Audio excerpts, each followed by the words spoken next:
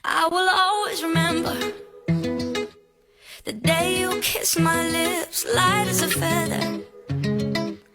And it went just like this. No, it's never been better than the summer of 2000.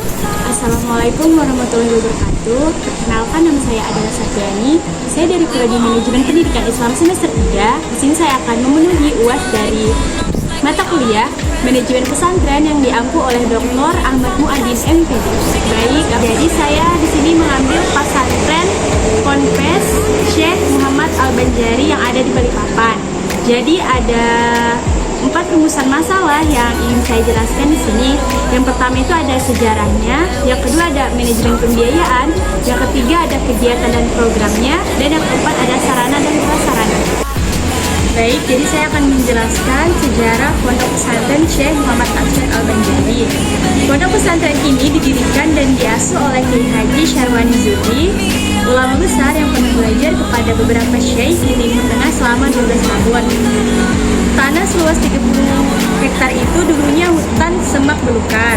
Pada pertengahan tahun 1987, tanah yang terletak di kilo 19,5 Jalan Raya Balikpapan sampai Samarinda tersebut kemudian dibuka dan di atasnya didirikan pondok pesantren yang nama lengkapnya Pondok Pesantren Syekh Muhammad Arsyad Al-Banjari.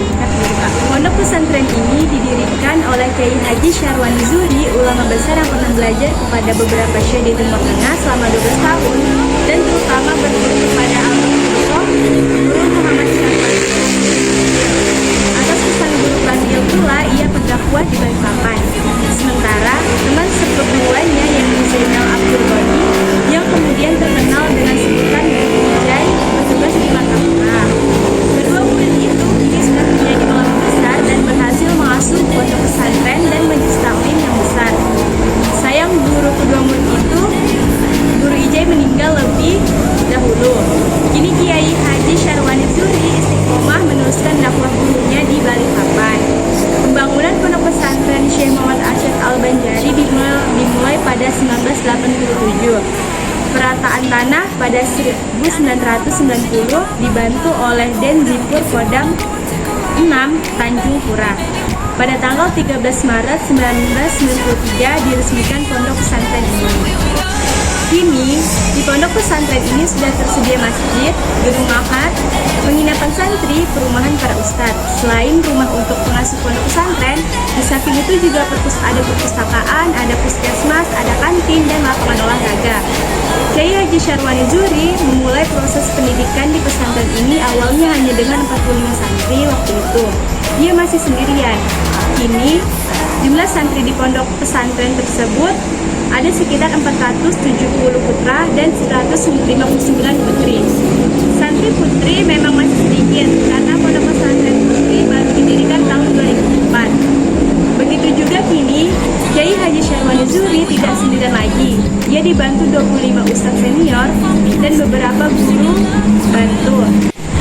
Para ulus pondok pesantren Syekh Muhammad Arsyad Al-Banjari diterima di masyarakat. Banyak di antara mereka mengisi perguruan tinggi karena pondok pesantren Syekh Muhammad Arsyad Al-Banjari juga membekali alumninya dengan ijazah KPC yang setara dengan SMA.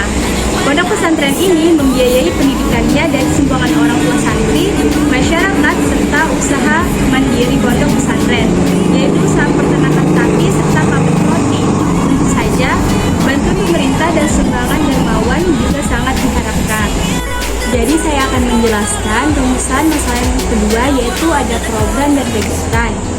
Pertama, program. Jadi program di sana itu ada awaliyah terdiri dari 2 tingkatan, ada tsanawiyah atau wusta terdiri dari 3 tingkatan, dan ada aliyah atau uliyah terdiri dari 3 tingkatan. Jadi lanjut saya akan menjelaskan kegiatan-kegiatan yang ada di pondok pesantren Syekh Muhammad Arsyad Al-Banjari. Jadi dari jam 4.30 sampai jam 6 pagi itu mereka melaksanakan sholat subuh berjamaah di masjid. Terus jam 6 sampai jam 7 pagi belajar di masjid. Jam 7 sampai jam 8 pagi sarapan dan mandi. Jam 8 sampai jam 11 belajar di kelas masing-masing. Jam 11 sampai jam 12 itu mereka istirahat. Terus jam 12 sampai jam 1 sholat zuhur berjamaah di masjid. Jam 1 sampai jam 1.30 tadarus Al-Quran di masjid. jam 1.30 sampai jam 2 siang makan tengah hari. Terus itu jam 2 sampai jam 3:30 istirahat. Jam 3.30 sampai jam 4 sholat asar berjamaah di masjid. Jam 4 sampai jam 5 sore belajar di kelas masing-masing. Jam 5 sampai jam 5.45 istirahat dan jam bermain atau olahraga.